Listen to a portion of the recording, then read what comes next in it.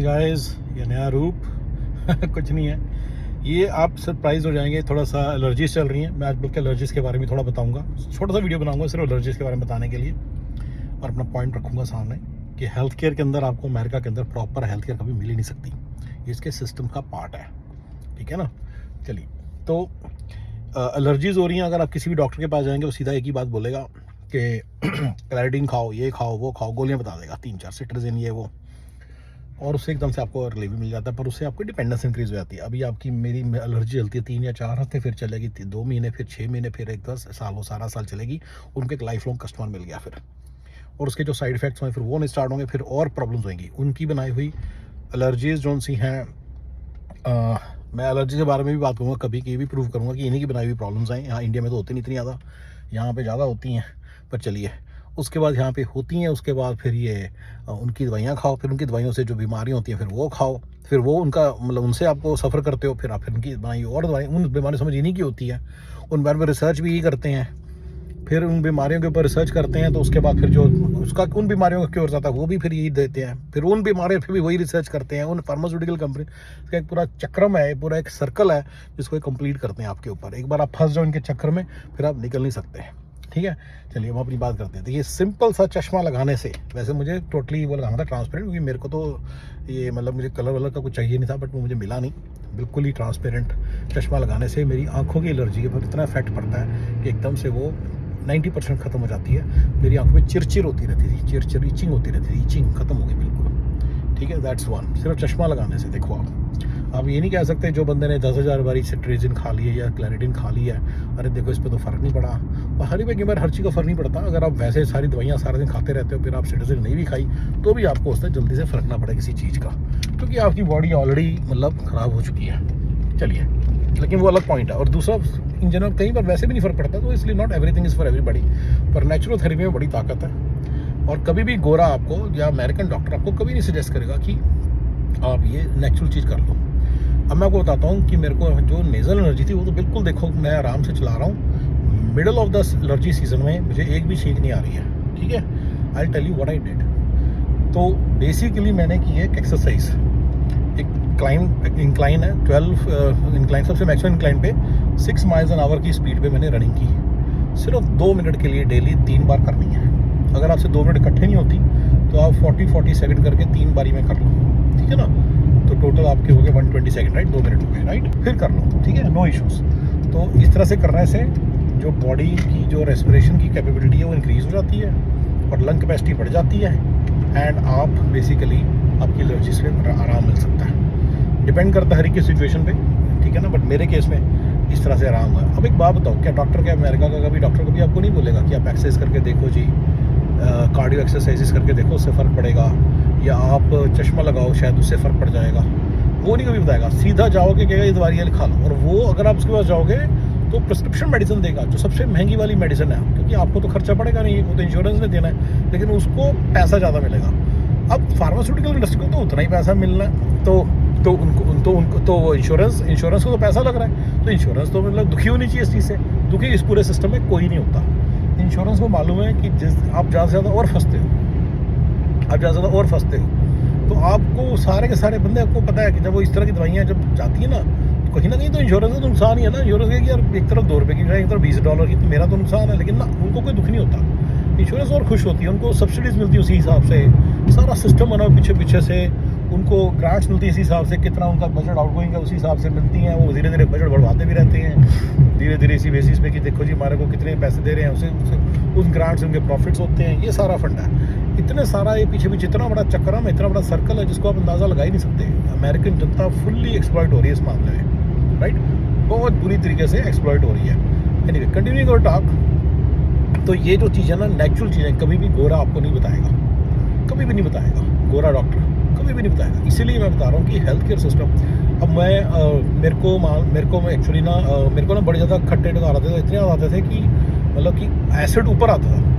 मैंने जस्ट थोड़ा सा मैंने डॉक्टर के पास गया, उसने कहा मैं तुम्हें 2 तरीके से ठीक कर सकती हूँ, ऐसे बताते हैं ऐसे। इतनी एजुकेटेड लेडी थी, उसके प्रेजेंटेशन का स्टाइल बड़ा तगड़ा था, ठीक है। नेशनल की बात है, मतलब बड़ी पुरानी बात है, देसन थी, तो वो इतने एजुकेटेड तरीके से प्रेजेंट करते हैं, एकदम से वो जो एनालिटिकल माइंड है, मैथमेटिकल माइंड, उसको ऐसे अपील कर जाता है क्योंकि वो एजुकेटेड है भैया, वो भी मैथमेटिकल बंदी है, इंटेलिजेंट बंदी है, पढ़ी लिखी बंदी है, बट उसको बेचारी का उसको पैसे कमाने का धंधा मिला है कि भाई that's how it is, she has to do what she has to do.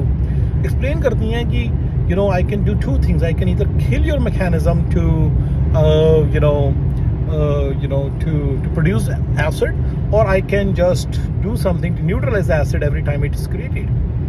तो मैं कहा ला कहती which one would you prefer? उसने explain किया, you know, just as your body, you know, food goes in your body, in your stomach, acid is produced, that acid basically, you know, is overproducing. क्यों कर रही है वो कोई लेना देना नहीं है, ये सबसे बड़ी बात है। सिम्टम्स और आफ्टर द इफेक्ट को क्योर करना में इनका इतना PhD है सालों की। हराम जादों, सॉरी यार मैं थोड़ा गुस्सा ज़्यादा आता है वैसे इस मामले में, हराम जादों की इतनी PhD है साले कुत्तों की कि साला सिम्टम्स के पीछे पड़ेंगे, कॉज के पीछे कभी नहीं पड़ेंगे, कभी भी बात ही नहीं करेंगे कॉज क्या है। तो it can happen at any age, it can happen in genes, it can happen in this. जो पागल बनाते हैं साले, समझ गए ना, पागल बनाते हैं साले इंसान का। तो कभी इन पे भरोसा नहीं कर सकते। मैं किसी पे मतलब वो देसन थी नहीं थी, डजेंट मैटर, सारे डॉक्टर अमेरिका में ऐसे ही हैं। कुछ पीछे पीछे उनके ऊपर भी एक ऑडिट लगा हुआ है कि अगर वो ऐसे नहीं बोलेंगे, कोई अपना सोल्यूशन निकालेंगे, हल्दी खा लो, ये खा लो, तो साला अगर उसको मतलब उनके ऊपर भी पत्ती लगी हुई है, उनका लाइसेंस चला जाएगा। कहाँ कमा रहे हैं $5-6 लाख, $7 लाख, कहाँ $0, समझ में क्या कह रहा हूँ, वो वाला हाल हो जाएगा उनका फिर। तो कहाँ वो मतलब कटोरा लेके घूम रहे होंगे मार्केट में। तो इसलिए उनको भी पता है, इसलिए वो जो कहते हैं करती है, फार्मास्यूटिकल कंपनी वाले जो कहते हैं उनको करना पड़ता है। ये आप समझिए पूरा सिस्टम। तो आपको नेचुरल चीज़ें कभी नहीं बताएंगे। सिंपली मैंने नोट किया कि मैं डिल खाता था, पिकल डिल, मैं वो बंद कर दूं, उसमें मेरा एसिड प्रोड्यूस हो रहा था। मैं कह रहे महीने से हुई, just watch my food habits, then I realise कि पिकल डिल खाने से हो रहा था। साला पूरा बॉडी का मैकेनिज्म में ख़राब करने को तैयार थे, लेकिन कॉस्ट पिकल डिल साला आपको ऐसी हो रही है कि साला उसके बिना मैं मर जाऊंगा। बस पिकल डिल खाना बंद किया, एसिड रिफ्लेक्स खत्म हो गया। पूरा उसने एक्सप्लेन करना जी, एसिड रिफ्लेक्स पता कैसे होता है, देयर इज अ वाल्व, वो वाल्व निकलता है, वो वाल्व होता है, जैसे खाना बंद हो जाता है, लेकिन अगर आपको तो खुलता है। ऐसे बेवकूफ़ों की तरह बेवकूफ़ बनाते हैं आपको जितनी इन्होंने एजुकेशन दी है ना, ये सिर्फ आपका बेवकूफ़ बनाने के लिए दी है। समटाइम मुझे लगता है एजुकेशन का पर्पस इतना ही है बस कि आप बेवकूफ़ की तरह होते हैं। 12वीं तक तो इतना ही पता चलता है बस कि वाल्व खुलता है, बंद होता है, एसिड बनता है, वो न्यूट्रलाइज हो सकता है, या उसका मैकेनिज्म वो हो जाएगा, उसको हम सप्रेस कर सकते हैं। ये चीज़ समझाने में है। साला अंदर इतना बायोलॉजी इतनी स्ट्रॉन्ग है, इतनी बड़ी चीज़ है, उसको समझने की कहाँ एक कैपेसिटी है कि 10वीं 11वीं 12वीं के बच्चे तक, या इवन बैचलर्स तक के बंदे को, राइट। तो ये इनकी जो एजुकेशन है, या जो भी एजुकेशन, या वेस्टर्न एजुकेशन है, कुछ खास ऐसे कुछ पता नहीं चलता इंसान को ना, उसका एनालिसिस बस इतना ही बस बता देते हैं कि विटामिन डी, कैलोरी, ये वो फालतू बातें, उसको दो चीज़ें समझ में आ जाएंगी। तो कभी आपको नेचुरल चीज़ें नहीं बताएंगे। मेरा टॉपिक में वही मेल है कि नेचुरल चीज़ें आपको कभी नहीं बताएंगे। They will never tell you anything natural. हमेशा आपको इस तरह की चीज़ें बताएंगे ये जी सिम्टम्स को कैसे ख़त्म करना है। पेन हो रहा है तो ये लो पेन किलर लो, दुनिया का सबसे गंदा pain killer, steroid based pain killer आपको दे देंगे। इतने हराम जाते होते हैं अमेरिका के अंदर, हेल्थ केयर सिस्टम की बात बता रहा हूँ, इतने हराम जाते हैं यहाँ के डॉक्टर्स इन जनरल। मतलब डॉक्टर्स को नहीं बोलना चाहिए यहाँ के, क्योंकि उनके हाथ में कुछ नहीं है। अगर सिस्टम बोलो, इन डॉक्टर्स को कुछ नहीं बोलना भाई। डॉक्टर्स नहीं अपनी मर्जी से कुछ कर रहे, डॉक्टर्स तो सिर्फ उनके दबाए हुए एजेंट्स हैं, जिनकी उन्होंने ले लेनी है बुरी तरह से। अगर उन्होंने अपने माइंड को लगा के कुछ किया तो डॉक्टर्स तो एक एजेंट है बेचारा, जो उसको कहा जाता है उसको वो करना है। वो तो एक, उसको पैसे मिलते हैं उस काम को करने के, अगर वो पैसे चाहिए उसको तो उसको काम करना पड़ेगा। उसने ऑलरेडी 10-11 साल घिसा के डॉक्टर बना होता है, उसको पता होता है कि एग्जिट मतलब कुछ नहीं कर सकता, पूरा सिस्टम का पार्ट है। अगली जनरेशन आएगी, उसको पता भी नहीं होगा कि सिस्टम में जा रहे हैं, सिस्टम में घुस जाएंगे, 11 साल मेहनत करेंगे पता चलेगा करप्ट सिस्टम है, कुछ नहीं कर सकेंगे। या पैसे कमा लो, या 11 साल की डिग्री उसको चला के फेंक दो, और फिर क्या करेंगे, फिर ट्रक चलाएंगे, फिर ट्रक में कुछ और प्रॉब्लम आएंगी, फिर क्या करेंगे, फिर कोई इंडियन ग्रोसरी शुरू करेंगे, फिर उसमें कुछ और प्रॉब्लम नजर आएंगी। तो इस कंट्री के सिस्टम्स को ऐसे नहीं कर सकते कि आप किसी जो बंदा सामने बैठा उसको नहीं आप कह सकते कि इसकी गलती है, बेचारे पीछे से फंसे हुए हैं। अब हम अपनी बात पे वापस आते हैं। मैं बीच में कई बार डॉक्टर्स बोलूँगा, लेकिन प्लीज़ समझिएगा कि हर बार इसका मीनिंग एक ही है, सिस्टम। अगर मैं सिस्टम ही बोलने की कोशिश करूँगा तो सिस्टम्स के अंदर जो डॉक्टर्स बैठे हैं वो कुछ नहीं कर सकते, उनको तो ये बोलना लाउड ही नहीं है। हाँ अमेरिका, आप एक भावलपुर में रहते हो, चंडीगढ़ में रहते हो, पंचकुला में रहते हो, अब नागपुर में रहते हो, कहते हो मेरे यहाँ पे प्रॉब्लम है, वो कहता है तू ऐसा कर यार, इसके लिए तो तू हल्का सा हल्दी खा ले, हल्दी में दूध डाल के पी ले, ठीक हो जाएगा। लेकिन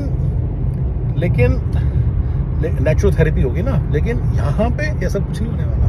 कहेंगे ये गोली खाई है, वो खा, जिसके 10 साइड इफेक्ट्स होंगे, और वो 10 साइड इफेक्ट्स का जो होगा क्योर इन्हीं के पास होगा। फिर आपको लगेगा हाँ यार कितना अच्छा हेल्थ केयर सिस्टम है, देखो कितनी अच्छी अच्छी दवाइयाँ बनाते हैं जी, भाई ये देखो मेरा सारा प्रॉब्लम सॉल्व कर दी। अरे भैया प्रॉब्लम आई कहाँ से थी? इन्हीं की तो थी, इन्हीं की तो दवाई से हुई है वो प्रॉब्लम, ठीक है ना। तो उसके बाद जो उन्होंने ठीक भी किया वो कभी आपको शॉर्ट टर्म में पसंद आएगा, हमेशा लॉन्ग टर्म में या मिड टर्म में उसके नुकसान होंगे कोई ना कोई, ऑलवेज।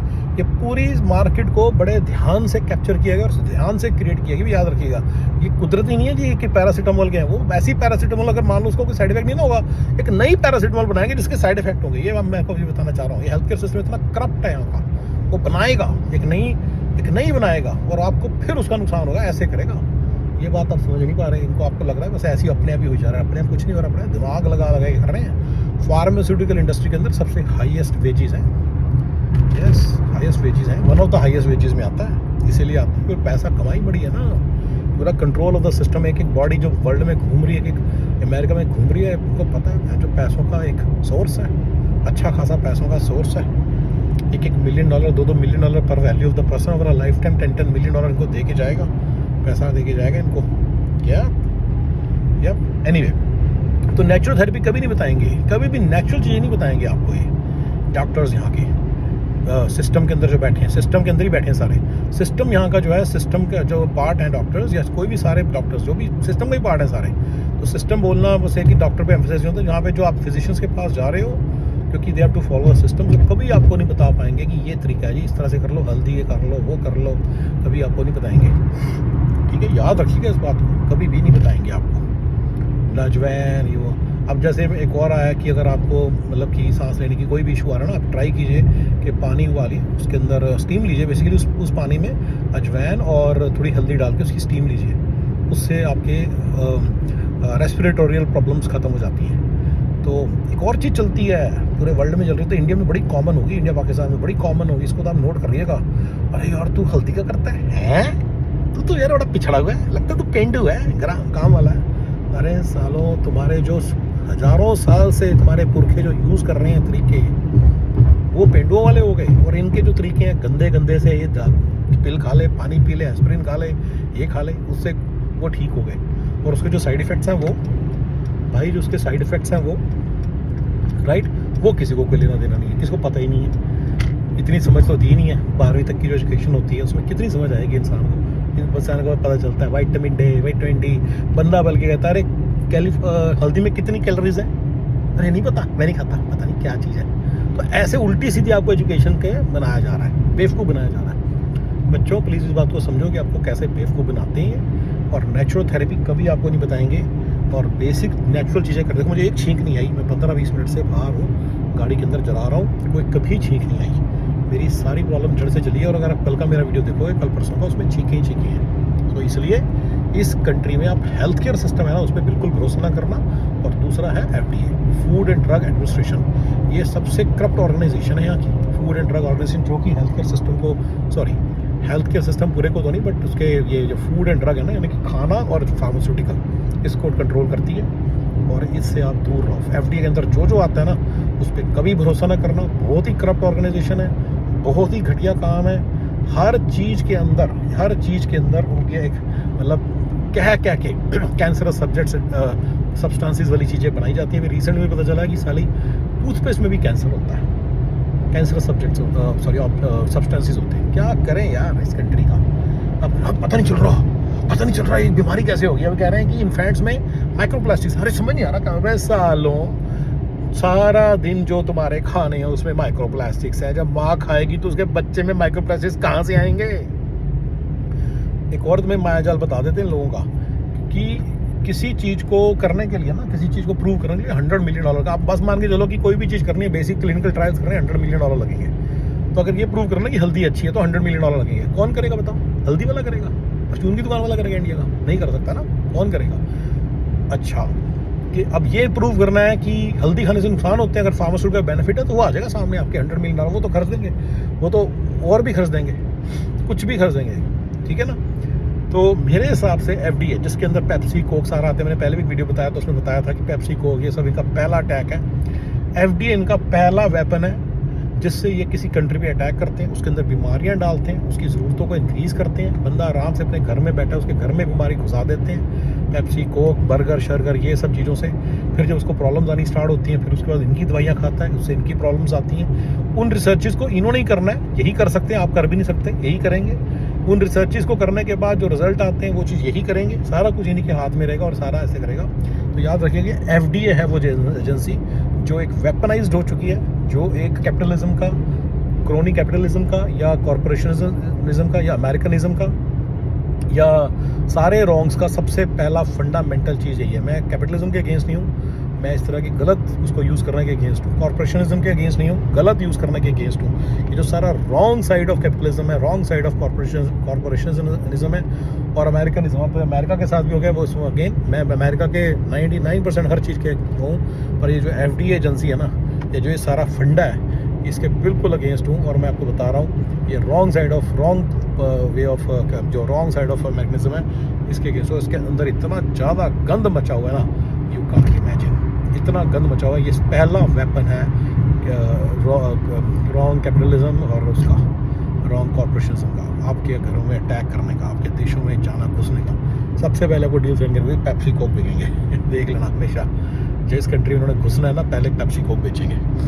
वहीं से लोगों की ज़रूरतें, लोगों की बीमारियाँ ये आनी स्टार्ट होंगी, लोगों की ज़रूरतें बढ़ जाएंगी अपने घरों, ये एक मतलब घरों से घुस के बीमारियाँ घुस जाएंगी उनके घरों में। और फिर वो बाहर आएंगी, जब बंदे बीमार होकर बाहर आएंगे, फिर उनको इन्हीं की चीज़ों की ज़रूरत पड़ेगी, फार्मास्यूटिकल ये वो। उसके बाद फिर वो फंसते चले जाएंगे उनके पूरे चक्कर में। फिर कहेंगे मैं एडवांस्ड हो गया, मैं मॉडर्न हो गया जी, मॉडर्न हो गया जी अब हम आप, क्योंकि अब हम एस्पिरिन खाते हैं, अब हम हेल्दी नहीं खाते, अब हम एस्पिरिन खाते हैं जी, अब हम बड़े ज़्यादा मॉडर्न हो गए जी। तो ये एक बड़ा पंगा है पूरे दुनिया के अंदर, और ऑब्वियसली अमेरिका के अंदर सबसे ज़्यादा है। तो ये मैं आपके सामने रखना चाह रहा था। Thank you guys.